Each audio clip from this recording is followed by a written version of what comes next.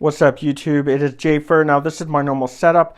The Elgato Wave 3, the Drop Alt with box jades, the Esports Tiger Neon Pad, Razer Viper Ultimate, that's custom by Nacho Custom, shout out to him. I've got the Logitech G Pro X wireless headset, as well as the Logitech G560 speakers. This is my normal setup. I love it to death, but we're going a different route today. We're going to take a look and give some first impressions on the Five Below Bugha partnership. A professional gamer within the Fortnite scene that's come together with the retailer to produce super affordable products. This entire pile here costs $70. So not a review, just first impressions and something that I think should be more appreciated in the industry. Shout out to Wrigley. Let's go ahead and get into it, buddy. All right, guys, so here it is right here. You got your mouse, your keyboard, your desk mat. You've got your headset stand, and your standalone desktop mic. Looking at the mouse first and foremost, I think a lot of people are going to be curious about that. All these are $10 each, but a $10 mouse is going to be kind of enticing to a lot of folks. This does remind me a lot of the G900 or G903. It's just got that like gamer futuristic shape to it, and it's actually not uncomfortable at all. Despite this looking metal, it is all plastic. It does have some rubber coating on mouse 1 and 2, as well as the palm, which is really nice. The scroll wheel is almost non-existent though. It obviously functions, but there's no tactility to it. The side buttons are not that great either. Underneath, you just have your basic feet. There's 2 on the front, 1 larger one in the back, and then you have almost like a piece of aluminum that goes underneath here, which is kind of interesting. You don't really see that often.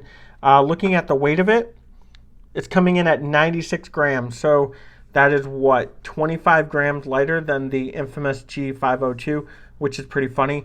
It does have a braided cable. It's not obviously paracord-like in any form or fashion. It does remind me of the old Logitech cables. They're braided, so they're super durable, but they also lack any flexibility whatsoever. And that is your Bugha Five Below mouse. Now you're looking at a full-size keyboard that's going to have all your function, your number pad, etc., etc. The actual, I guess, adjustments that you can do on the lighting itself is super minimal because you can adjust the brightness with the plus and minus, as well as page up and down, the flashing, and then also you have your light button right there. These are membrane, so it's just one solid piece of rubber, so to speak, and it's going to connect the circuitry as you press down on it. Very basic, nothing really gamery out of a membrane keyboard, but they are super affordable. There is a lot of flex to it because it is all plastic. And the one thing I noticed that's really funny is if you press down on one row, you can actually see the row behind it has lack of paint. You can see where it looks like they just took spray paint and just spray painted all of the keycaps, which is really weird because it just looks like it, but it can't be, right? Like, that can't be true unless they like had some sort of film for all of the legends. So they sprayed everything and then peeled the film off. I don't know. Either way, though, it is really interesting to see. Even on the top here, you can see where it's just lacking any sort of paint on the top of the keycaps itself.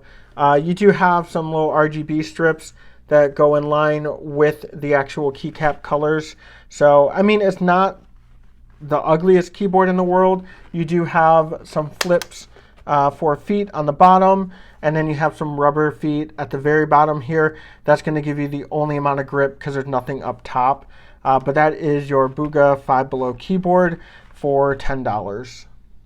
Now the actual mouse pad, the RGB mouse pad, I'm actually kind of impressed with this. It is small in scale compared to, say, Razer or SteelSeries. However, it is nice because the tubing of the RGB, the LED lighting, is very similar to its competitors, or if you want to consider them a competitor, because again, this price point is only $10.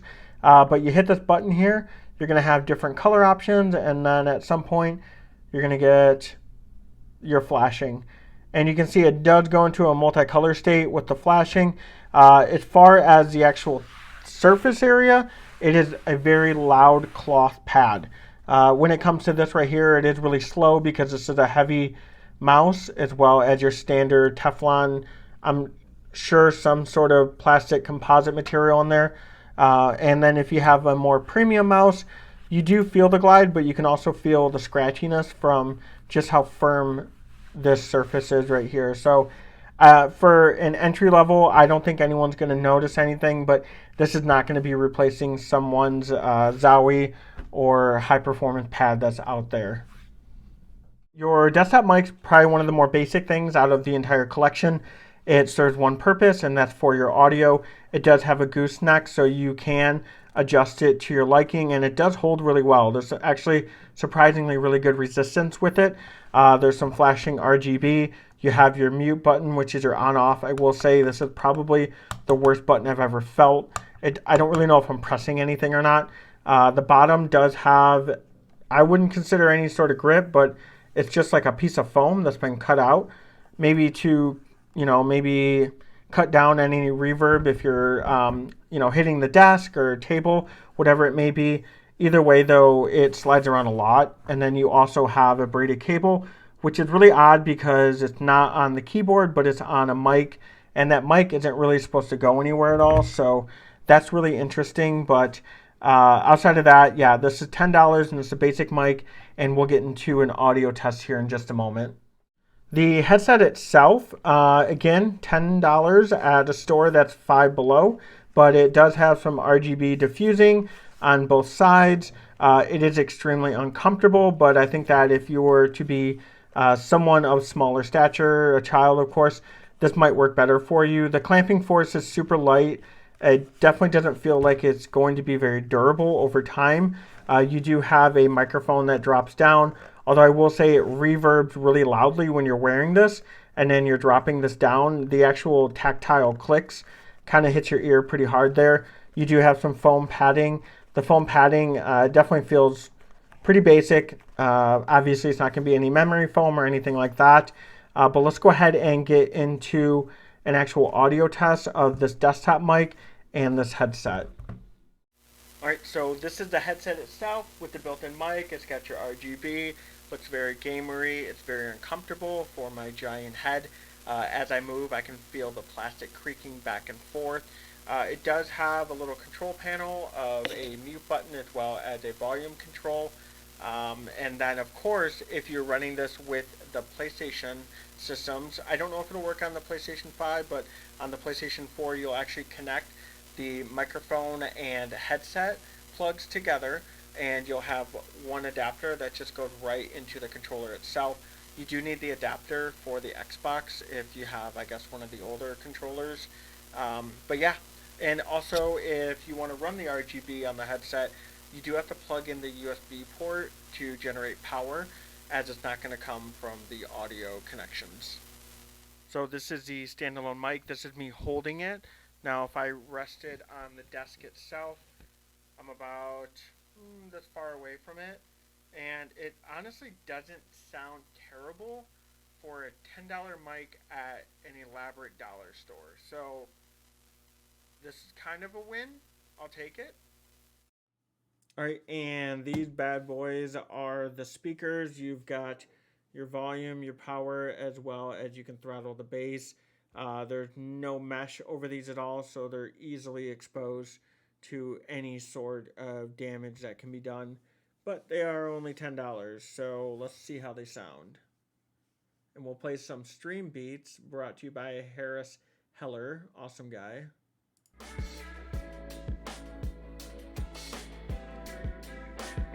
This is coming straight into the Elgato Wave 3.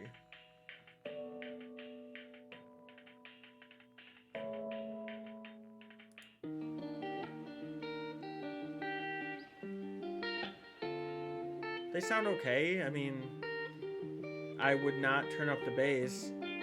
You're probably going to damage them. But let's do it.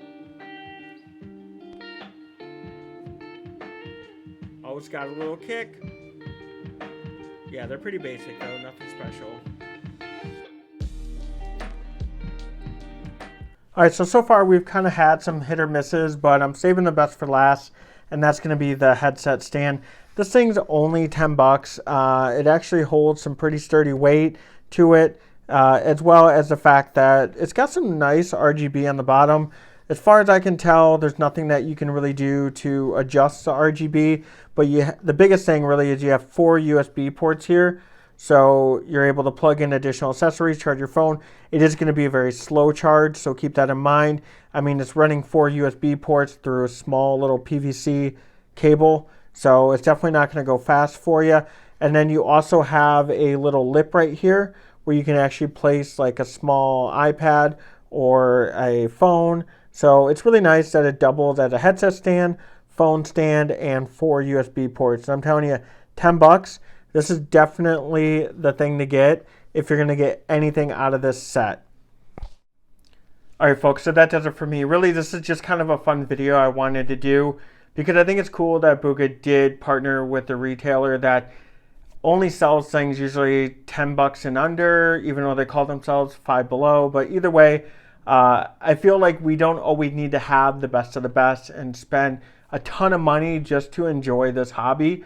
And you can get away with these peripherals. To your standard, it might not be enough for you, but to someone else, it might be just perfect for them. So I think it's good during this holiday season to really understand that we need to be grateful for what we have. And for me, I'm packing all this stuff up and I'm actually shipping it to a friend's son. He's a huge Fortnite fan, so hopefully he'll like it. But until next time, you guys stay safe. I'm Jafer, and thanks for hanging out.